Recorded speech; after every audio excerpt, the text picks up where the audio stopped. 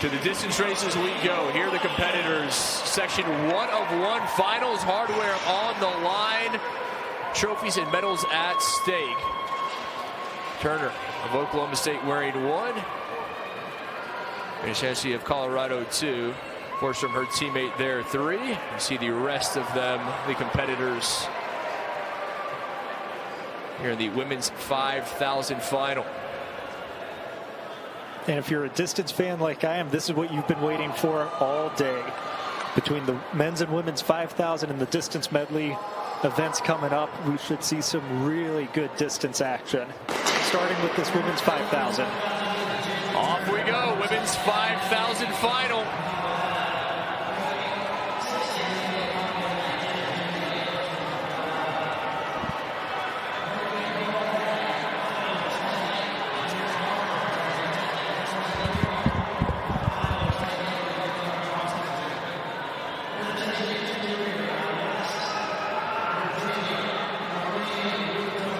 Number 16 on the outside of that alley is Iska Chalengat, the freshman from Oklahoma State. She ran a blistering 15:07 at the Husky Classic earlier this year, as well as an 8:48 3,000.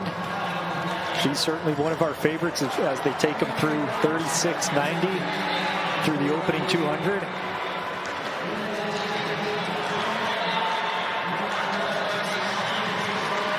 But right behind her, that sophomore Joy Naucott from West Virginia, multiple-time All-American cross-country in the outdoor 10K. Also the reigning Big 12 outdoor 10,000-meter champion. She's currently running in second place.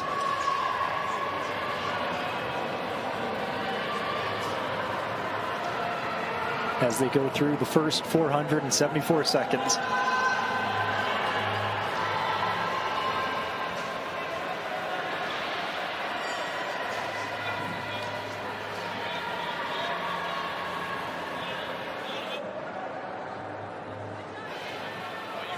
All right, and let's throw it down to Alex on the infield.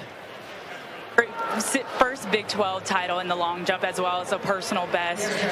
How were you able to just do that at the right time and peak at the right time in the season? Well, first of all, yes, it's my first Big 12 championship, and how I'm able to do it, all God. And my coaches I tweaked some minor stuff in practice and just trust it, and here I am today. Earlier, one of the first things you said to me was how hard you've been working in practice. What are some of the biggest adjustments you've made to your jumps? Well, for me, all season I had issues with my approach from the back, my pushes. I tweaked some of it, and yeah. Well, you were right. Thank you so much. Congratulations, and good luck the rest of the season. Thank you. Back. Thank you, Alex. We're back in the 5K. Iska Chalengat still leading our field through. Naucott in second. And that's Maureen Cheritich in third.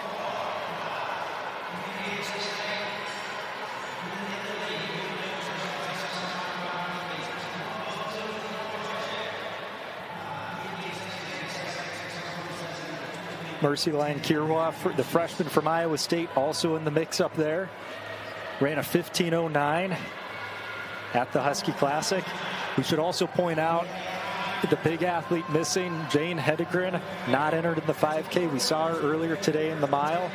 She is entered in the 3K as well, so we might get to see her tomorrow night, but the NCAA record holder not in the field tonight.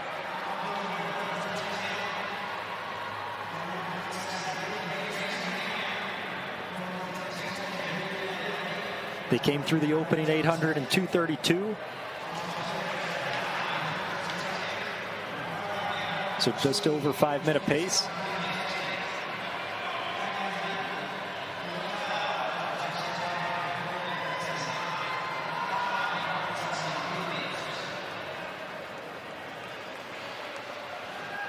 And they've slowed it down a little bit to 39 mid. It's still Chalengat leading our field. Almost single file. But for the top couple athletes, we've already seen them run 15 15-10, 15-15, so this pace, nothing crazy for them.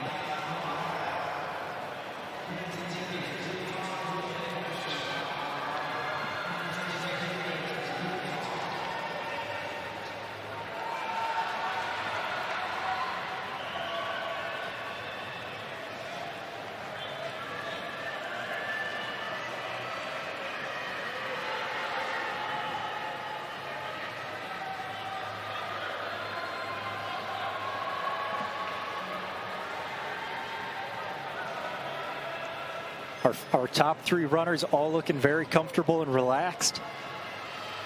Jelangot still taking them through. Joy Nowcott always looks so effortless and easygoing when she runs.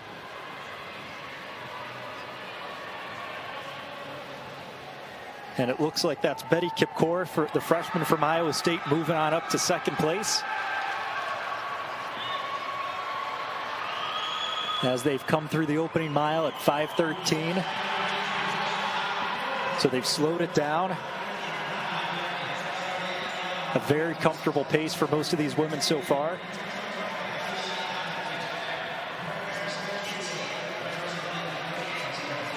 We could be in for a tactical, quick finish.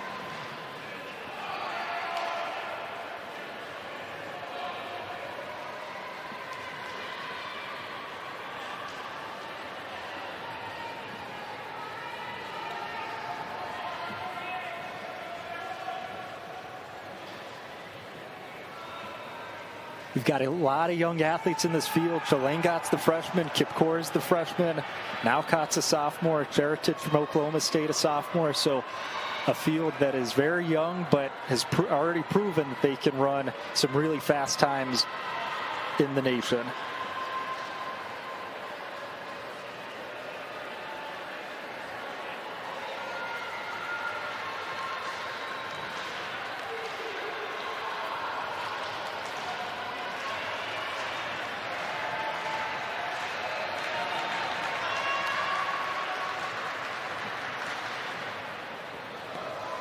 They continue to run 40-second 200s.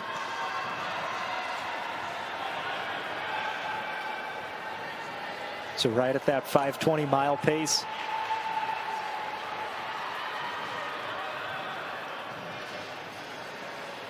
No one is looking to challenge Jelangot. Everyone's happy, letting her set the pace early on.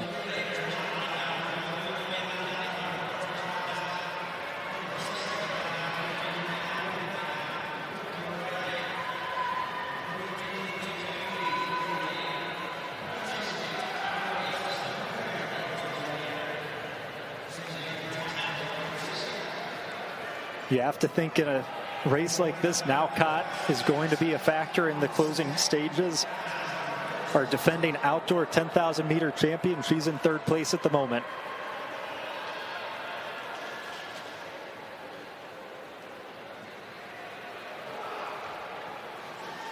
With the freshman from Iowa State, Betty Kipkor, running strong in second place. She had a very impressive 15th place finish at the NCAA cross country meet last fall for the Cyclones. Part of a women's group at Iowa State that's certainly looking to challenge the likes of BYU and Oklahoma State. BYU on the women's side has certainly been the gold standard in distance running ever since they moved to the conference.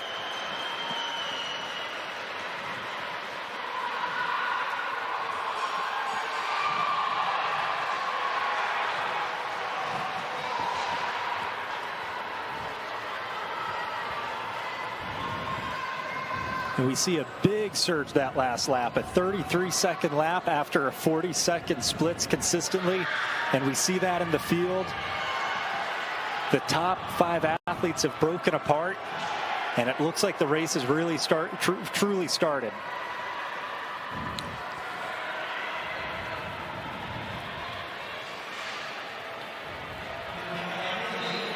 Well, John, you said it, a huge gulf between the top 5 and the rest of the field. They waited, got to just under 12 laps to go. They decided that is when they were going to start to pull away. And so far, no one else has been able to join them in that top 5. And it was really only a matter of time before I think we saw a move like this. Those top 5 women have all run really strong times. And I think that's one of the challenges in a conference meet.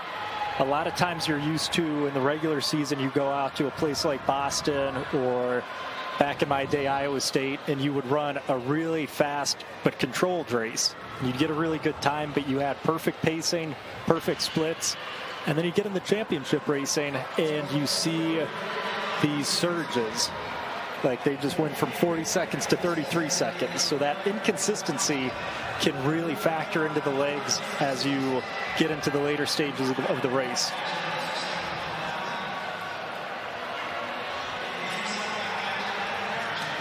Obviously, one of the benefits of leading, you get to make those decisions by and large, but that does not come without risks.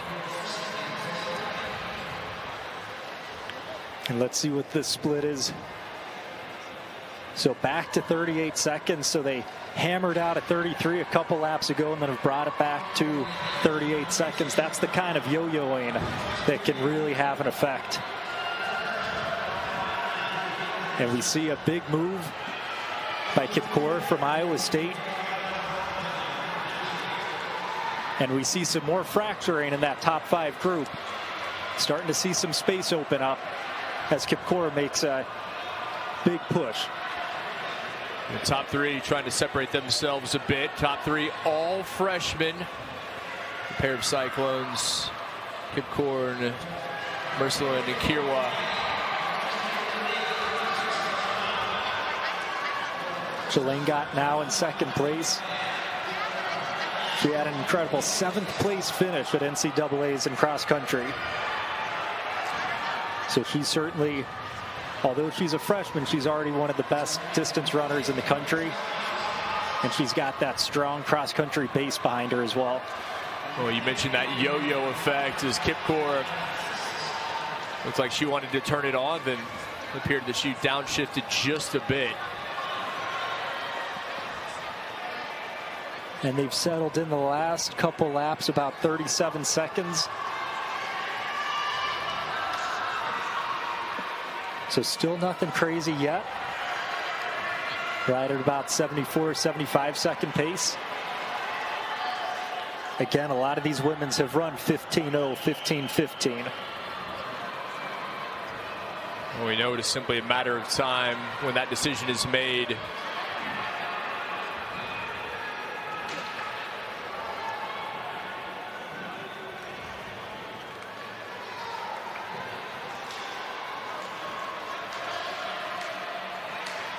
And they've slowed it back down nearly to 40 seconds as Kipkour is leading the women through.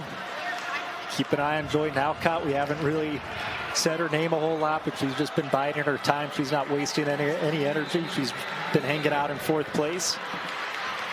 And John, for you as a former distance runner, former cross-country star, how difficult is that to have that yo-yo effect? If you're going up to 40, you're going down to 36, you're going back and forth. Yeah, I think that's really difficult. And I think there's things that you can do in training to improve that. You can mess around with different paces, mixing in tempo with some more speed-oriented intervals. But like I said, I think it can be tough when you're used to perfect racing in the regular season, all about getting a fast time, and then championship season comes around and it's a different beast. The time is important, but not nearly as much as where you finish in the field. When in the final, that's really all it comes down to. And the top 4 women all packed up. They've got 800 meters left, just under, and Kipkour still leading them through. Starting to make a move on some of the other runners in the field, starting to lap some of the other competitors. Is that top 4?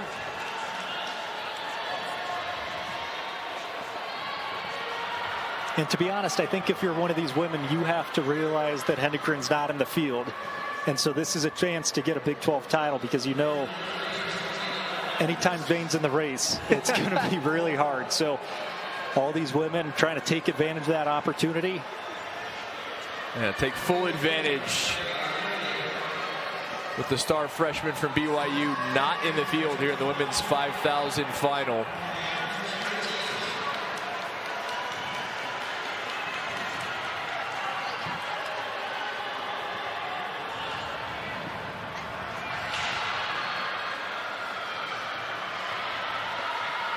And with 400 meters to go, it's still Kip Core from Iowa State, followed by Chilengat, Kirwa from Iowa State, and then Naukat in fourth.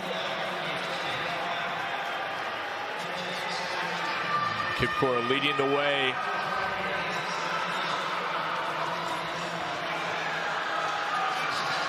The freshman from Iowa State trying to hold on.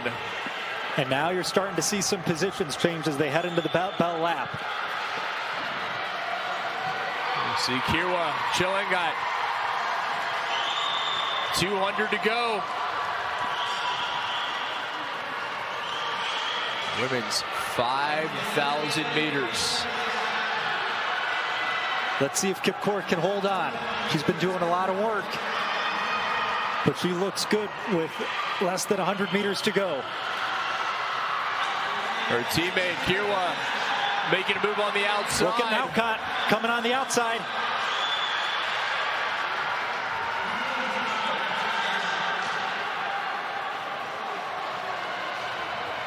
And look at that close from Mercyline Kirwa, a Big 12 champion, 15:51.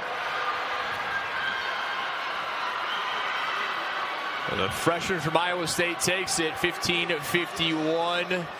Joy Naukat of West Virginia, the sophomore, finishing second, 15:52. Chilengat of Oklahoma State, third, 15:52. And Kip Core just couldn't hold on. She will finish fourth. Kirwa setting a new facility record in the women's 5,000.